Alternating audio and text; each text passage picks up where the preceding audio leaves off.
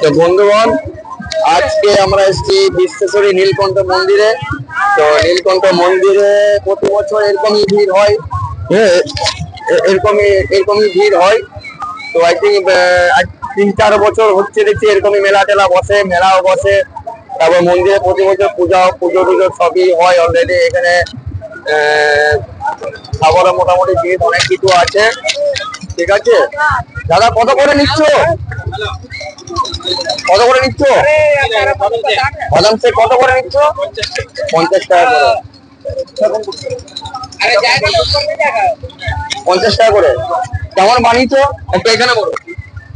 ভালো ভালো ভালো বানিয়েছো তো? 50 টাকা করে নেবে। আর কুলফি কত করে নিচ্ছ?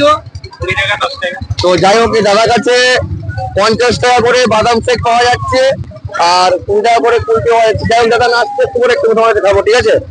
চলো যাই হোক, আগে অনেক কিছুই বসেছে। তো ফুলকি, ফুচকা, তারপর ডিম সিদ্ধ, কোনো ঘুগনি টুগনি সবই বসেছে, অসুবিধা কিছু নেই। তোমরা চাইলে আসতেই পারো, ঠিক আছে? তোমরা চাইলে আসতেই পারো। এখানে যেমন ডিম সিদ্ধ এগুলো সবই বসেছে, অসুবিধা কিছু হবে না আপনাদের। প্রতি বছর এরকমই মেলা হয়, অসুবিধা হয় না। তো এখানে যেমন পাঁশকুড়ার চপ, বাটার মাছের চপ। তো দাদা, তোমার এখানে কি পাওয়া যায়? পাঁশকুড়া চপ হবে, আর কি কি পাওয়া যাবে? মোটা চপ, মুখো চিংড়ি, গলদা চিংড়ি। আচ্ছা, কি রেট, কি প্রাইস কি আছে? পাঁশকুড়া চপ 10 টাকা, 10 টাকা করে। মোটা চপ 20 টাকা। আচ্ছা, চপ 20। তোমরা কোথা থেকে আসছো, মানে কোথা থেকে এসছো তোমরা? চিত্রালয়, দেবীর মুখ। দেবীর মন্দিরটা হয়েছে তো? আচ্ছা, যাই হোক, এই দাদার কাছেও শুনলাম পাঁশকুড়ার চপ, তারপরে বাটা মাছের চপ আর অনেক কিছু রয়েছে। তো আমি মেন মন্দির দিকে যাবো, মন্দিরটা আগে দেখবো, মন্দিরে। তো বন্ধুরা, এটা হচ্ছে সেই নীলকণ্ঠ শিবের মন্দির। এই যেমন মন্দিরটা দেখুন। মন্দিরটা হচ্ছে, এখানে এতটাই ভিড় হয় যে কিছু বলার নেই। মানে প্রত্যেক বছর এরকমই ভিড় হয়, তো এখানে ওইদিকে পুজো হচ্ছে, এদিকে সবাই বসেও আছে, প্রদীপ ধূপ জ্বালিয়ে বসেও আছে। তো যে এতটাই মানে ভিড় হয়, মানে কিছু হয়তো বলার নেই। যাই হোক, চলছে যেভাবে প্রতি বছর হয়। আমরা যেতে আসছি, আমি বিগত 5 বছর ধরে আসছি এই নীলকণ্ঠ শিবের মন্দিরে। তো ভিড় এরকমই হয়। এদিকে আরেকটা মন্দির আছে।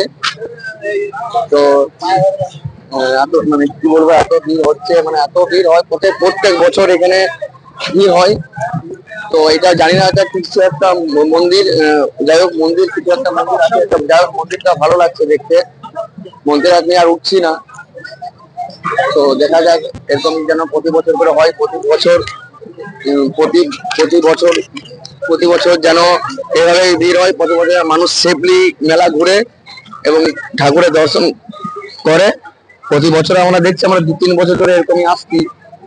তো দেখছি প্রতি বছর এরকমই মেলাও হয়, এবং শিবরাত্রি পুজোর একটা ভিড় হয়ই, ওটাতে কিছু বলার নেই। মন্দির, যাই হোক, আমি আর এটা এখানে আমার শেষ, আর কিছু বলছি না। সবাই আসো। এটা হচ্ছে অন্ডাল টু উগড়া মাঝে একটা বিশ্বেশ্বরী। যারা লোকাল তারা তো অবশ্যই তোমরা জানবে। যারা বাইরে থেকে আসবেন তারা হচ্ছে এখানে অন্ডালে নেমে, অন্ডাল থেকে নীলকণ্ঠ বললেই বাস, টোটো এখান থেকে আসে।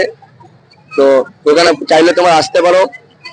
মেলা আছে, শিব মন্দির আছে, তোমরা ঘুরে যেতে পারো, কোনো অসুবিধা নেই। টাটা, এখানে ব্লগ শেষ করলাম।